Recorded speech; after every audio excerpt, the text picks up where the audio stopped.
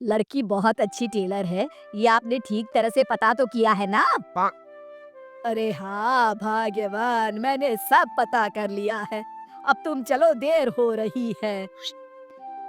मेरी समझ में एक बात नहीं आती कि तुम मेरी शादी करने की बात करने जा रही हो माँ, या अपने दुकान के लिए नई टेलर देखने जा रही हो। अरे चुप कर, अभी तू बच्चा है। दुनियादारी के बारे में तुझे कुछ नहीं पता। अरे तू तो एक प्राइवेट कंपनी में काम करता है, और प्राइवेट कंपनी का क्या भरोसा। लेकिन माँ, अरे तेरे पिताजी से पूछ ले, इन्होंने अपनी जिंदगी में कितनी नौकरी पकड़ी है और छोड़ी है। अरे वो तो मैं थी जो सिलाई करके घर चलाती थी।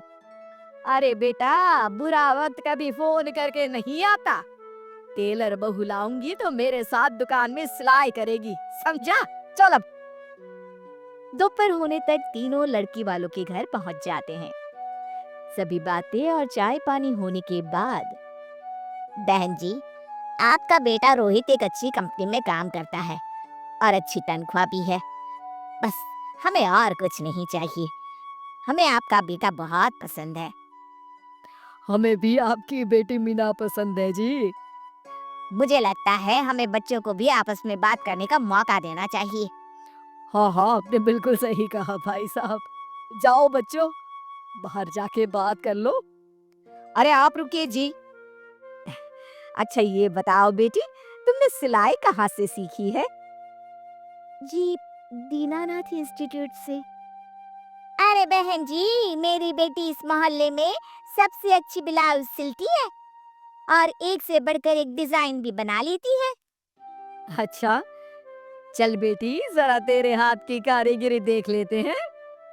अरे माँ, ये सब करने की क्या जरूरत है? अरे तू चुप कर। लोग ऐसे ही बड़ी बड़ी बातें करते हैं कि हमारी लड़की को तो सब आता है, बाद में असलियत सामने आती है। इसलिए मैं कोई गलती नहीं करना चाहती। तू चुप करके बैठ। मीना शांति देवी को 2-3 प्रकार के बढ़िया बढ़िया डिजाइनदार ब्लाउज बनाकर दिखाती है। ये देखिए, ये है प्रिंसेस कट। अरे वाह बेटी, मान गए तुझे। तू तो मुझसे भी अच्छा ब्लाउज सिल लेती है। चलिए बहन जी, हमें तो आपकी बेटी पसंद है। अब इसी बात पर मुंह मीठा कराइए। जी बिल्कुल। इस तरह रोहित और मीना की शादी हो जाती है। शादी के अगले दिन से मीना अपनी सास के साथ सारा दिन दुकान पर सिलाई करती रहती और अपने पति रोहित को जरा सा भी समय नहीं दे पाती थी। फिर एक दिन रोहित फोन करके मीना से कहता है, मीना, आज शाम को हम दोनों किसी अच्छे रेस्टोरेंट में खाना खाने चलेंगे। तुम तैयार रहना, मैं ठीक वक्त पर पहुंच जाऊंगा। ठीक है जी। शाम को रोहित जब घर आता है तो मीना सिलाई मशीन पर बैठी ब्लाउज सिल रही होती है। अरे ये क्या? मैंने तुमसे कहा तो था कि शाम को हमें रेस्टोरेंट में खाना खाने के लिए जाना है, और तुम हो कि सिलाई कर रही हो। हद हो गई। मुझे माफ कर दीजिए जी। क्या करूं, ये ब्लाउज मुझे कल अर्जेंट सिल कर देनी है। सारा दिन तो तुम माँ के साथ दुकान पर सिलाई करती हो। अरे कम से कम शाम का वक्त तो मेरे लिए रखा करो। तभी वहाँ शांति देवी आ जाती है। अरे क्यों बहू को परेशान कर रहा है? कल ये तीनों ब्लाउज सुबह सिल कर देनी है। चल जा अपना काम कर। रोहित चुपचाप वहाँ से चला जाता है। इस तरह अपनी सास के डर के मारे मीना चाहकर भी अपने पति के लिए वक्त नहीं बिता पाती थी। फिर एक दिन रोहित दोपहर को ऑफिस से घर आता है। उसके साथ उसकी कार में एक लड़की बैठी होती है। दोनों एक दूसरे से मुस्कुराकर बातें कर रहे होते हैं। माँ, जरा टेबल पर रखी मेरी फाइल तो देना, मैं भूल गया था। ये कौन लड़की है तेरे साथ? अरे माँ, ये तो मेरे साथ ऑफिस में काम करती है।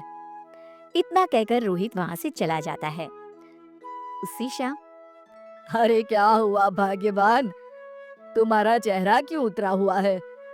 किस चिंता में डूबी हुई हो? क्या बताऊं जी, आज रोहित के साथ एक लड़की आई थी। कह रहा था उसके ऑफिस में काम करती है। मुझे तो उस लड़की के चाल चलन बिल्कुल ठीक नहीं लगते। कहीं दोनों के बीच कोई चक्कर तो नहीं है? अब अगर चक्कर हुआ भी तो इसमें बुराई क्या है? अरे, बड़े अजीब आदमी हो आप। कैसी बातें कर रहे हो? तो और क्या कहूँ? तुम घर में बहू के बजाय एक काम करने वाली लड़की लेकर आई हो, जो सारा दिन तुम्हारे साथ तुम्हारी दुकान पर काम कर सके। अरे भाग्यवान, शुक्र मनाओ कि मैं शरीफ था, इसलिए मैंने कभी किसी औरत की तरफ आंख उठाकर भी नहीं देखा। पर अब हर कोई तो मेरे जैसा नहीं हो सकता ना। इतना कहकर गिरधारी वहां से चले जाते हैं। शांति देवी समझ जाती है कि गिरधारी क्या कहना चाहते हैं। उसे अपनी गलती का एहसास हो जाता है और वो सोचती है जितनी जल्दी हो सकेगी वो अपनी गलती सुधार लेगी। और इसीलिए 2 दिन के बाद, रोहित बेटा, मैं चाहती हूँ कि कुछ दिनों के लिए तू अपनी ऑफिस से छुट्टी ले ले। क्यों, क्या हुआ माँ?